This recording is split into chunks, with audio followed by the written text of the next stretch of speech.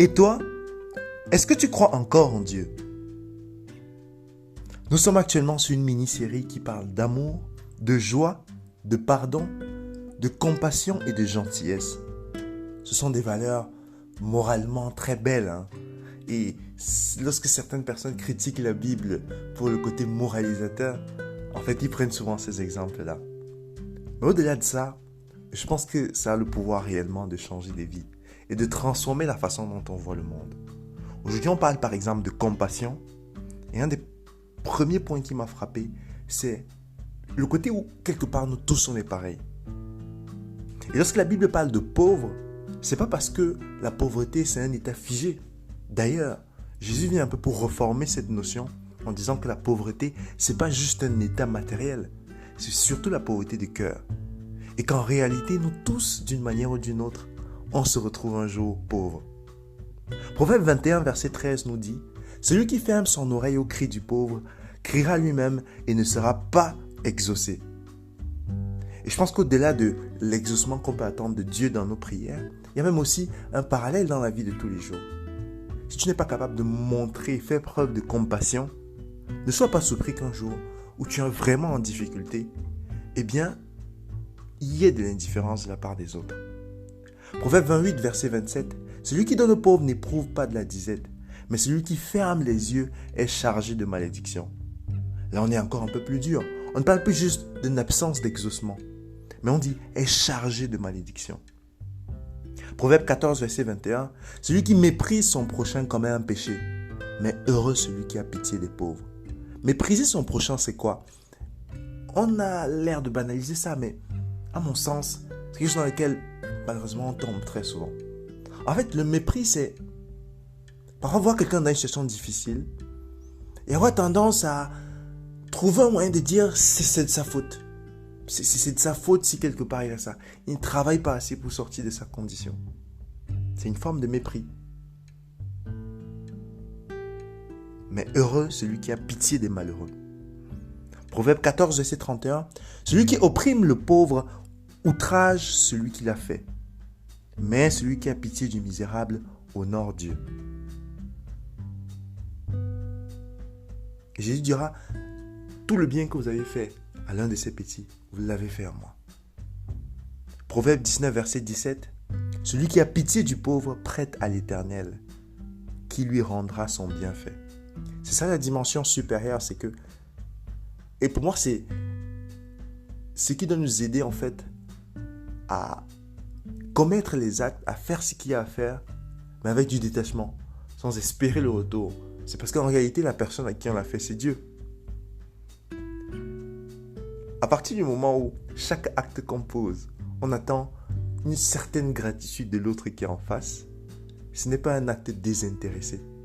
Mais lorsqu'on le fait pour rendre gloire à Dieu, c'est pour ça que certaines personnes, on se plaindra en disant que certaines personnes mettent trop Dieu devant. Mais à mon avis, c'est la condition sine qua non pour se détacher. Pour ne pas attendre en fait le retour des autres. Moi j'ai une petite anecdote, c'est il y a quelques années de ça, j'avais un professeur d'anglais il avait beaucoup d'amour à donner. Beaucoup d'amour. Il faisait beaucoup de sacrifices pour nous.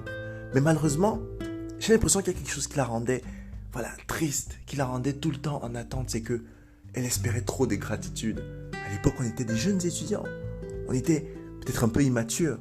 Et en fait, elle ne comprenait pas des fois notre manque d'implication. Elle le prenait tellement à cœur et se plaignait. Et parfois, des paroles très très dures et parfois même méchantes sortaient de sa bouche.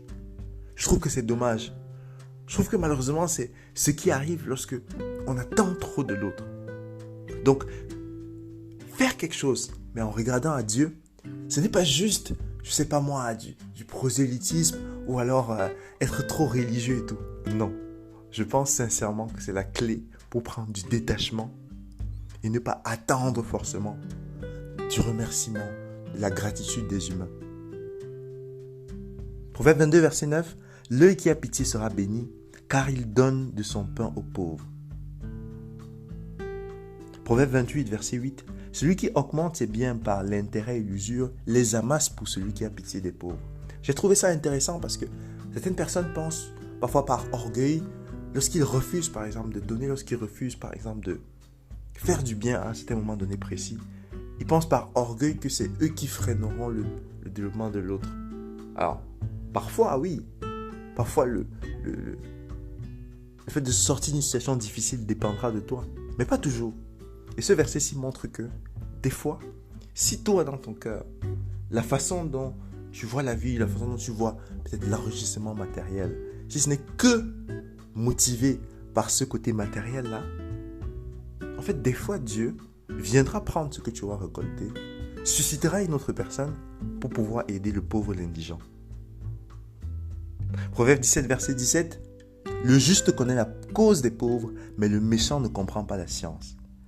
Et la cause des pauvres ici, à mon sens, c'est beaucoup plus profond que juste pouvoir donner des dons. À mon sens, ça va au-delà. Et c'est ce que j'évoquais un petit peu lorsque je parlais de pauvre de cœur. C'est parce qu'en réalité, la situation de pauvreté, elle peut se manifester dans plusieurs situations. C'est d'une manière générale tous ceux qui souffrent. Et connaître la cause des pauvres, c'est savoir que la compassion, ça va juste au-delà des biens matériels, des cadeaux qu'on va faire. Mais c'est pouvoir trouver le courage de se positionner face à certaines injustices. Et Proverbe 31, verset 8 à 9 nous dira « Ouvre ta bouche pour le mien, pour la cause de tous les délaissés. Ouvre ta bouche, juge avec justice, défends le malheureux et l'indigent. » Faisons un effort supplémentaire pour ne pas laisser les gens croupir dans leurs difficultés. Trouvons un moyen d'être touché par leur cause et d'avoir le courage de se placer pour eux. Excellente journée à vous. À très bientôt.